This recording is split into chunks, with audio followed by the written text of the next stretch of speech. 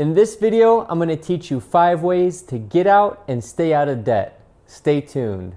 Welcome to WhiteBoard Finance, where I help you master your money and build your wealth. Today we're talking about the dreaded D word, debt.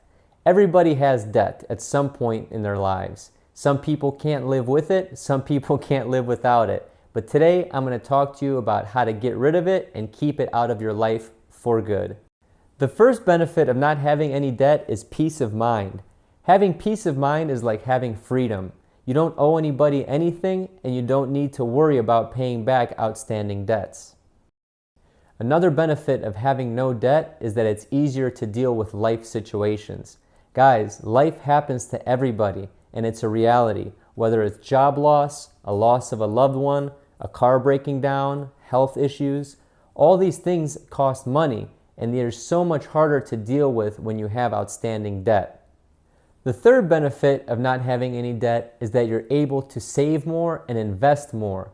So if you don't have any outstanding debts, instead of paying those debts every month, you can invest in a stock portfolio. So not only are you not losing money, you're actually saving and investing and growing your money. Number 4, giving to others.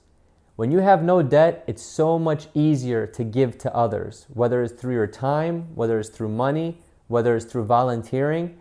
Being able to give is not only rewarding, but it helps out others that are in need. So keep that in mind once you become debt-free. Even if you do have debt, you can give, but again, it's so much easier when you don't have debt to be able to give to others. Now that we've talked about some of the benefits of not having any debt, let's get into the first one. The first one is stop taking on debt, guys. This is very simple. It's like an analogy of someone trying to lose weight. If you keep eating and eating and eating and taking in calories, but you're only working out maybe once or twice a month, you're probably going to keep gaining weight. That's the same thing with debt. If you keep spending and spending and spending, you're probably not going to lose that debt because you keep spending that money. So it's like trying to lose weight while still eating. Don't finance your lifestyle. Stop financing things like furniture, if you can help it, cars, things like that. Try and pay in cash for everything. That way you can start getting rid of some of that debt. Finally, you want to be laser focused on the current debt that you have. So really focus on the debts that you have and try and pay those off first. And that way you can start taking out loans on something that's more important, or you can continue to live debt-free at that point. Number 2, establishing an emergency fund of $1,000.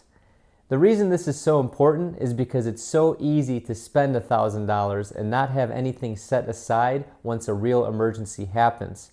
We try and save up $1,000 so we're not going back to our credit card and breaking rule number 1 when an emergency happens. If you need money for a flat tire or a transmission, or heaven forbid something happens to a loved one, keep this $1,000 for emergencies like that rather than spending it. Number 3, budget. Ah yes, the dreaded B word. So today we're talking about 2 dreaded words. The D word, which is debt, and the B word, which is budget. People hate hearing you have to budget. That's the equivalent to eating your vegetables as a kid. However, you need to operate your finances like a business. You need to know exactly how much is coming in via income and how much is going out via expenditures. Until you fully grasp how much money you're saving and spending and bringing in, you're not going to know how much to spend every month on certain items. A budget is paramount to getting rid of debt. Number 4, pay off your current debt using the Snowball method. So what the Snowball method is, it's taking all of your debts in order from least to greatest and paying them off as soon as possible. The reason this works is because it's psychological.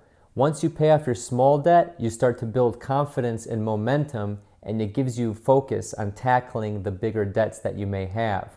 So typically what this looks like is some people get rid of small credit card debt, then they'll get rid of a car loan or student loans, and then finally they'll pay off their house. And before you know it, guys, you'll be debt-free.